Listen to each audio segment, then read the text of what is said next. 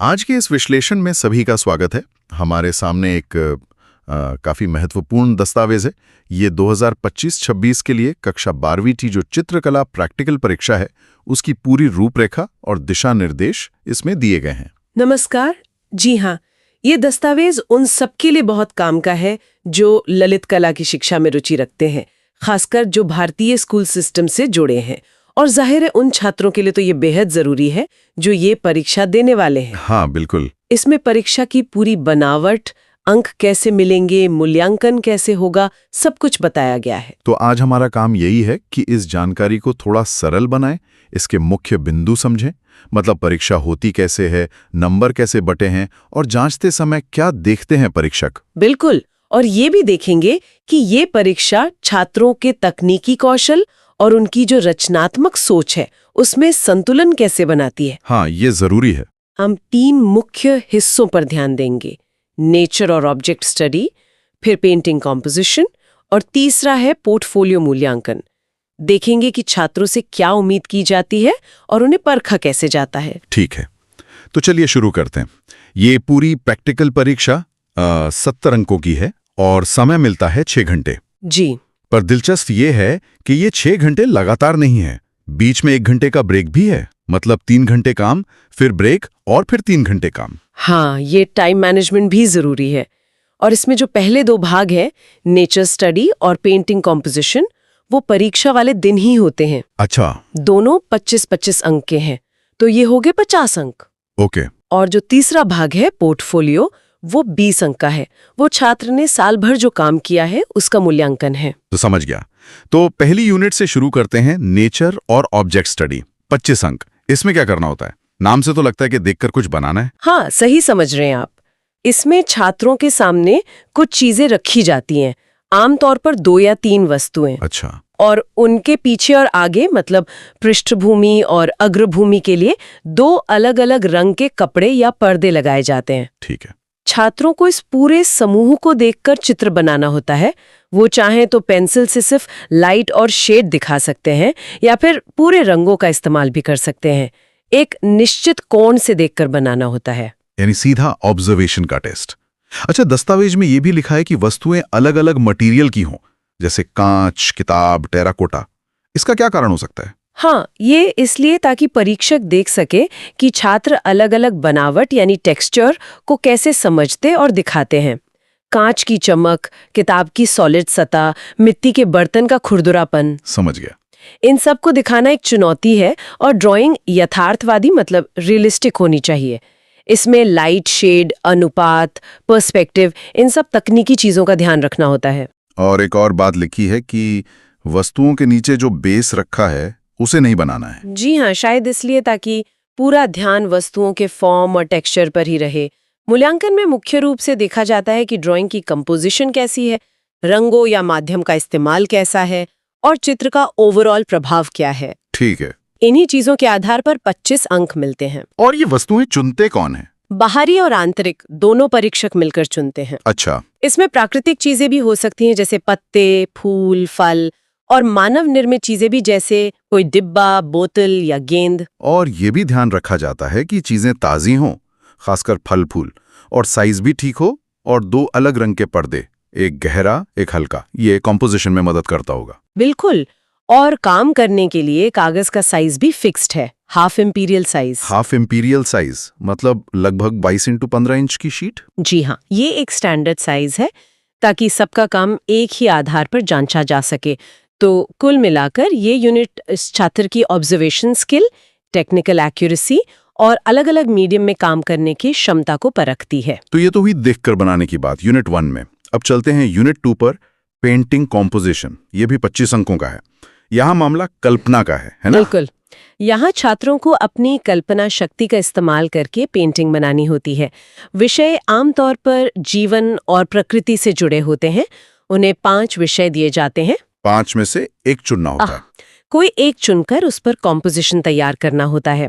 और यहाँ जो सबसे खास और थोड़ी मुश्किल बात है वो ये कि कॉम्पोजिशन में कम से कम 4 से 5 पूरी मानव आकृतियां दिखानी जरूरी हैं, वो भी किसी काम में लगी हुई, मतलब एक्शन में। अरे वाह, 4 से 5 मानव आकृतियां। और ये भी लिखा है कि आकृतियां इतनी बड़ी हों कि कम से कम आधा हिस्सा घेरें। ये तो वाकई कॉम्पोजिशन पर बहुत जोर है। मुश्किल होता होगा छात्रों के लिए। आसान नहीं होता। इसका उद्देश्य ही यही है कि छात्र की कंपोजिशन स्किल्स को परखा जाए। वो कैसे अलग अलग एलिमेंट्स को एक साथ लाकर एक अच्छा प्रभावशाली चित्र बनाते हैं।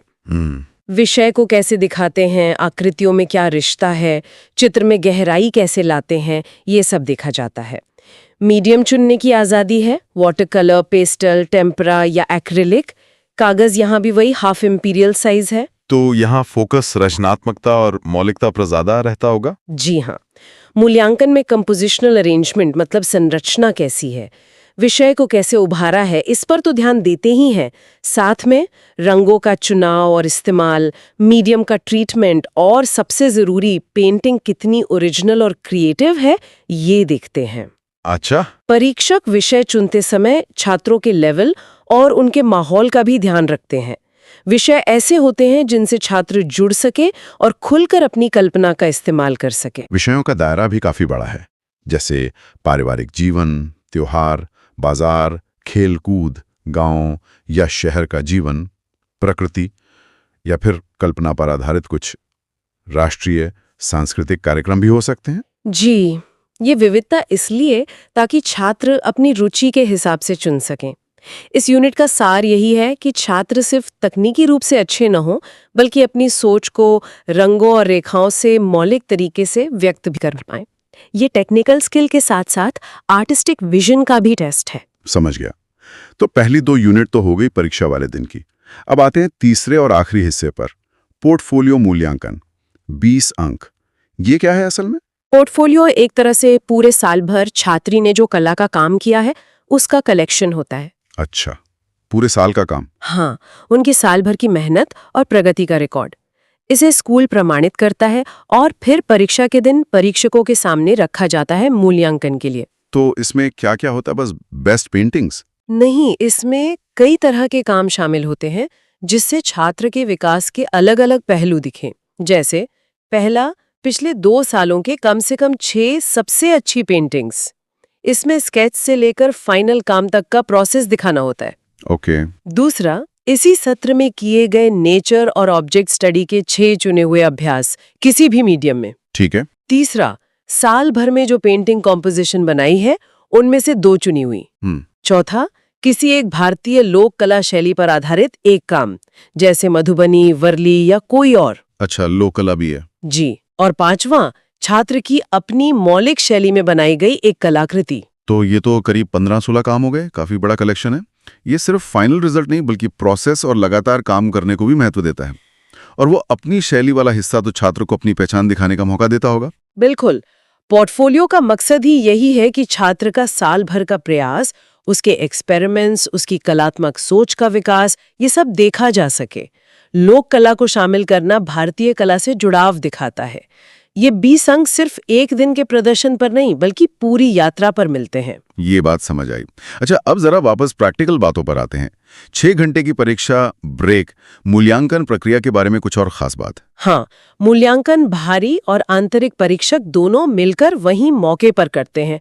वे नेचर स्टडी, कॉम्पोजिशन और पोर्टफोलियो तीनों को देखते हैं और हर जांचे हुए काम पर साइन करते हैं जिस पर एग्जामिन लिखा होता है। अच्छा, मौके पर ही? जी, इससे पारदर्शिता रहती है और नेचर स्टडी के लिए चीजें चुनने और कॉम्पोजिशन के लिए विषय चुनने के लिए परीक्षकों को साफ निर्देश दिए गए हैं ताकि पूरे देश में एक जैसा स्टैंडर्ड रहे और मूल्यांकन निष्पक्ष हो। तो अगर हम पूरी तस्वीर देखें, ये परीक्षा संरचना छात्रों के कई कौशल जांचती है। यूनिट 1 में ऑब्जर्वेशन और तकनीक, यूनिट 2 में कल्पना, रचनात्मकता, कॉम्पोजिशन, और यूनिट 3 में साल भर का काम, विकास और प्रयोग। ये तो काफी संतुलित तरीका लगता है। हाँ, कह सकते हैं। तो कुल मिलाकर इसका मतलब क्या है? इसका मतलब ये है कि ये पाठ्यक्रम और परीक्षा छात्रों में बुनियादी तकनीकी समझ डालने के साथ साथ उनकी कलात्मक अभिव्यक्ति को भी बढ़ावा देने की कोशिश करते हैं। मतलब सिर्फ नकल करना नहीं, बल्कि देखना, सोचना और फिर बनाना तीनों जरूरी हैं।